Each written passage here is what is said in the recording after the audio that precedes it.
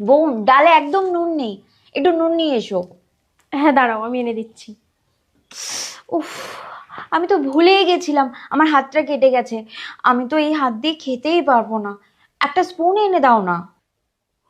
ঠিক আছে, আমি আনছি। এতে এত ঠান্ডা জল কেন? আমার গলা ব্যথা হয়েছে, আমি এত ঠান্ডা জল খেতে পারবো না। তুমি আমাকে নর্মাল জল দাও। ঠিক আছে, আমি আনছি।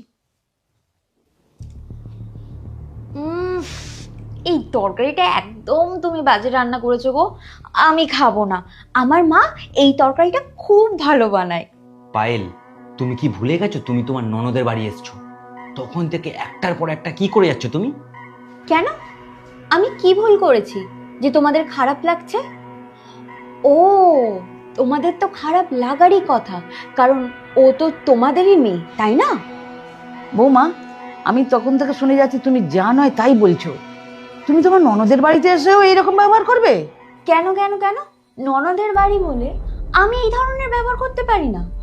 তাহলে আপনার ছেলেকে জিজ্ঞাসা করুন, ও আমার সাথে এই ধরনের ব্যবহার কেন করে। হ্যাঁ স্যার, আমি এক্ষুনি করে দিচ্ছি। পায়েল, আমার জন্য একটু চা করে দাও না প্লিজ। হ্যাঁ স্যার, আমি এক্ষুনি রেডি করেই আপনাকে সেন্ড করে দিচ্ছি। Thank you sir. দেখতে পাচ্ছ না আমি মিটিং করছি? আরে ডিসকানেক্ট করে দাও, বলবে ওয়াইফাই প্রবলেম করছিল। এটা তুমি কি উল্টোপাল্টা কথা বলছো? ডিসকানেক্ট করে দেবো? তোমাকে কিছু বললে তোমার অনেক রকম সমস্যা। আমার মাকে এসব কিচ্ছু বলতে হতো না। মা জানে আমার কখন কি লাগবে। আর তোমাকে অনেক রিকোয়েস্ট করলে তুমি তারপর দেবে। তাড়াতাড়ি তাড়াতাড়ি তাড়াতাড়ি আয়। এটা তুমি কি চা বানিয়েছো? কেন, কি হয়েছে? চায়ের মধ্যে একটু আদা দিয়ে ভালো করে চা বানাতে পারো না? আদা বাড়িতে নেই। পায়েল, বানানোর যদি ইচ্ছা না থাকে সেটা বলে দাও। এরকম বাজে চা আমি কখনো খাইনি। মা কত সুন্দর চা বানিয়ে দিত। মা যদি থাকতো কত ভালো হতো। তুমি আজ যাই করো, মায়ের মতো কিছু করতে পারবে না। হ্যাঁ মা, এই খাবার বানাচ্ছি। হ্যাঁ, খাবার হয়ে গেছে, দিচ্ছি।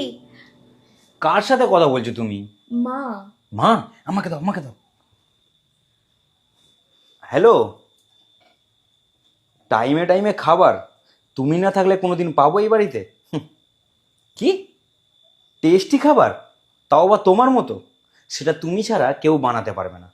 সেই হসপিটাল রুগীদের মতো খাবার বানায়, কোনো টেস্ট নেই।